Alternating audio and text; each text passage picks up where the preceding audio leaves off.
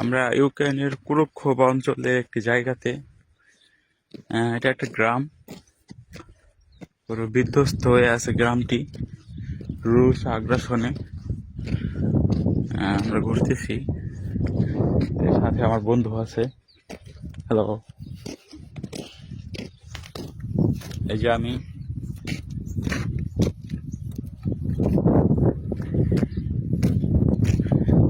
গ্রামটি একটি সময় হয়তো খুব সুন্দর ছিল, তা কিছুটা বোঝা যায়, কিন্তু সব বিধ্বস্ত হয়ে আছে। পিছনে আমার আরো বন্ধুরা আসতেছে।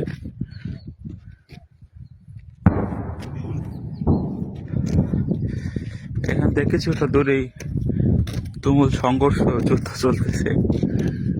গাড়ি টাড়ি সব কি অবস্থা, ধ্বংস হয়ে পড়ে আছে।